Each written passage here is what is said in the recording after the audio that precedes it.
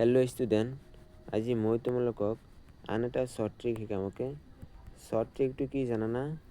এলিফেণ্টৰ। Okay, elephant যদি কোনো সংখ্যাৰ লগত পূৰণ হয়, সেইটো আমি পূৰণ নকৰাকৈ 1 ছেকেণ্ডত উলিয়াব পাৰোঁ। অ'কে, তো কেনেকৈ উলিয়াম? ইয়াত চোৱা 34টো এলিফেণ্টৰ লগত পূৰণ হৈছে, গতিকে 34টো লিখি এই দুটা সংখ্যা যোগ কৰিম। এই দুটা সংখ্যা যোগ কৰিলে কিমান হ'ব? 3 আৰু 4 যোগ কৰিলে কিমান হ'ব? 7। মাজত 7 দিলে ইয়াৰ আনচাৰ হৈ যাব। অ'কে, বুজিলা? কেনেকৈ উলিয়ালোঁ?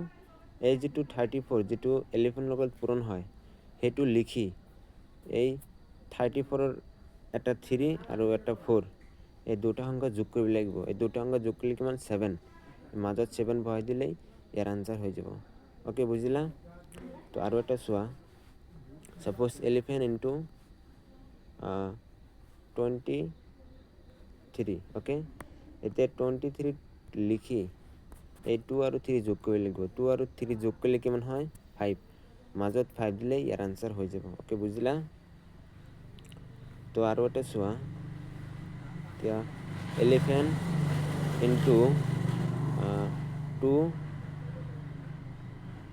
9। অ'কে, এতিয়া 2 9 বহুৱাই এতিয়া 2 আৰু 9 যোগ কৰিলে কিমান হয়? এলিফেণ্ট।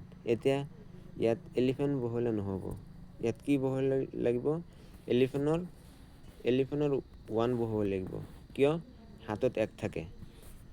এলিফেণ্টৰ 1 বহুৱাই হাতত থাকিল 1। এই 1টো এই 2ত বহুৱাব লাগিব।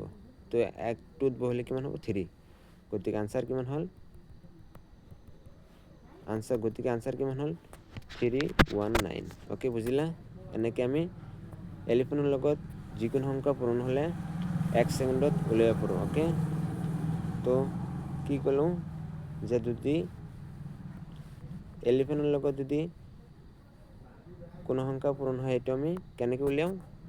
এই দুটা সংখ্যা লিখি এই দুটা সংখ্যা যোগ কৰি মাজত বহুৱাই দিলেই হৈ যায়। অ'কে, কিন্তু 10তকৈ বেছি হ'লে অ'কে, ছাপ'জ এলিফেণ্ট ইনটু 39। এতিয়া চোৱা 39 বহুৱাই 3 আৰু 9 যোগ কৰিলে কিমান হয়? 12। তো 12 10তকৈ বেছি হ'ল, গতিকে 10তকৈ বেছি হ'লে ইয়াত হাতত থাকিব। অ'কে, তো 12ত বহুৱাব লাগিব 2 বহুৱাই হাতত থাকিল 1। 1টো এই 3ত বহুৱাব লাগিব, 3ত যোগ কৰিব লাগিব। অ'কে, তো 3ত যোগ কৰিলে কিমান হ'ব? 3 আৰু হাতত 1 4, গতিকে ইয়াত 4 হ'ব। অ'কে, বুজিলা? Thank U.